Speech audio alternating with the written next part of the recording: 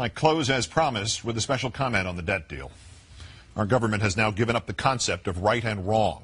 We have in this deal declared that we hold these truths to be self-evident, that all political incumbents are created equal, that they are endowed by their creator with certain unalienable rights, that among these are renomination, re-election, and the pursuit of hypocrisy.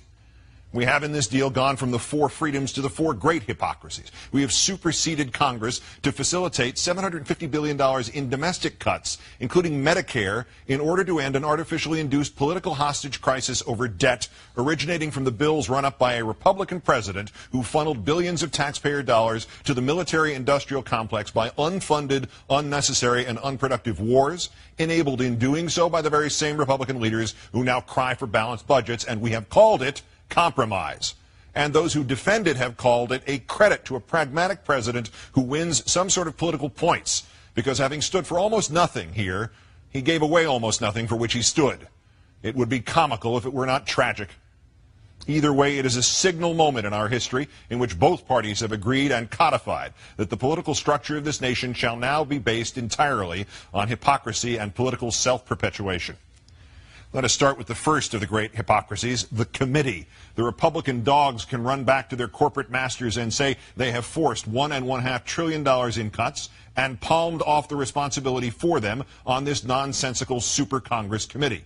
For 2.5 brutal years, we have listened to these Tea Party mountebanks screech about the Constitution of the United States as if it were the revealed word and not the product of other, albeit far better, politicians. They demand the repeal of amendments they don't like and the strict interpretations of the ones they do, and the specific citation of authorization within the Constitution for every proposed act or expenditure or legislation except this one. Where does it say in the Constitution that the 2 houses of Congress can, in effect, create a third house to do their dirty work for them, to sacrifice a few congressmen and senators so the vast majority of incumbents can tell the voters they had nothing to do with this? This leads to the second of the great hypocrisies, how in the same breath the Republicans can create an extra constitutional super Congress and yet also demand a constitutional amendment to force the economic stupidity that would be a mandated balanced budget. Firstly, pick a side, ignore the Constitution or adhere to it. And of what value would this mandated balanced budget be? Our own history proves that at a time of economic crisis, if the businesses aren't spending and the consumers aren't spending, the government must spend. Our ancestors were the lab rats in the horrible experiments of the Hoover administration that brought on the Great Depression, in which the government curled up into a ball while it simultaneously insisted the economy should heal itself, when, in times of crisis, then and now, the economy turns out to be comprised entirely of a bunch of rich people who will sit on their money no matter if the country starves. Forgotten in the Republican voodoo dance, dressed in the skins of the mythical balanced budget, triumphant over the severed head of short-term retrenchment that they can hold up to their moronic followers, are the long-term implications of the mandated balanced budget. What happens if there's ever another war, or another terrorist attack, or another natural disaster, or any other emergency that requires a government to spend $1 more than it has? A constitutional amendment denying us the right to run a deficit is madness, and it will be tested by catastrophe sooner than any of its authors with their underdeveloped imaginations that can count only contributions and votes can contemplate. And the third of the great hypocrisies is hidden inside the shell game that is this super Congress. The super Congress is supposed to cut evenly from domestic and defense spending. But if it cannot agree on those cuts, or Congress will not endorse them, there will be a trigger that automatically cuts $1.2 trillion or more. But those cuts will not necessarily come evenly from the Pentagon. We are presented with an agreement that seems to guarantee the gutting of every local sacred cow from the Defense Department, except if the congressmen and senators to whom the cows are sacred disagree and overrule or sabotage the super Congress, or except if for some reason a 12-member committee split evenly along party lines can't manage to avoid finishing every damned vote 6-6. We're cutting defense, unless we're not. The fourth of the great hypocrisies is the evident agreement to not add any revenues to the process of cutting.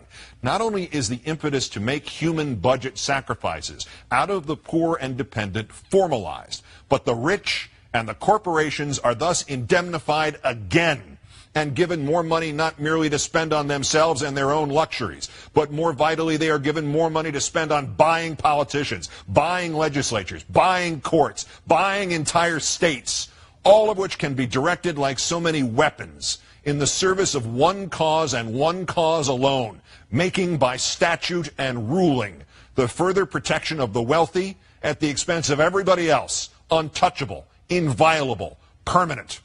The White House today boasted of loopholes to be closed and tax breaks to be rescinded later by a committee that is yet to be formed. There are no new taxes except the stealth ones enacted on 99 out of 100 Americans by this evil transaction. Every dollar cut from the safety net is another dollar added to the citizen's cost for education, for security, for health, for life itself. It is another dollar he can't spend on making a better life for himself, or at least his children. It is another dollar he must spend instead on simply keeping himself alive. Where is the outrage over these great hypocrisies? Do you expect it to come from a corrupt and corrupted media for whom access is of greater importance than criticizing the failure of a political party or defending those who don't buy newspapers or can't leap website paywalls or could not afford cable TV? Do you expect it to come from a cynical and manipulative political structure? Do you expect it from those elected officials who no longer know anything of government or governance, but only perceive how to get elected or how to pose in front of a camera and pretend to be leaders? Do you expect it from politicians themselves who will merely calculate whether or not it's right based on whether or not it will get them more contributions? Do you expect it will come from the great middle ground of this country, with a population obsessed with entertainment, video games, social media, sports, and trivia? Where is the outrage to come from? From you. It will do no good to wait for the politicians to suddenly atone for their sins. They're too busy trying to keep their jobs to do their jobs. It will do no good to wait for the media to suddenly remember its origins as the free press, the watchdog of democracy envisioned by Jefferson. They are too busy trying to get exclusive details about exactly how the bank robbers emptied the public's pockets to give a damn about telling anybody what they looked like or which way they went. It will do no good to wait for the apolitical public to get a clue. They can't hear the clue through all the chatter and scandal and diversion and delusion and illusion. The betrayal of what this nation is supposed to be about did not begin with this deal, and it surely will not end with this deal. There is a tide pushing back the rights of each of us, and it has been artificially induced by union bashing and the sowing of hatreds and fears, and now this ever more institutionalized economic battering of the average American. It will continue, and it will crush us, because those who created it are organized and unified and hell-bent. And the only response is to be organized and unified and hell-bent in return. We must find again the energy and the purpose of the 1960s and early 1970s, and we must protest this deal and all the goddamn deals to come in the streets. We must arise non-violently but insistently. General strikes, boycotts, protests, sit-ins, non-cooperation, takeovers. But modern versions of that resistance, facilitated and amplified by a weapon our predecessors did not have, the glory that is instantaneous communication. It is from an old and almost cliched motion picture that the wisdom comes. First, you've got to get mad. I cannot say to you, meet here or there at this hour or that one, and we'll peacefully break the back of government that now exists merely to get its functionaries reelected. But I can say that the time is coming when the window for us to restore the control of our government to ourselves will close, and we had damn well better act before then. Because this deal is more than a tipping point in which the government goes from defending the safety net to gutting it. This is wrong. And while our government has now declared that it has given up the concept of right and wrong, you and I have not and will not do so.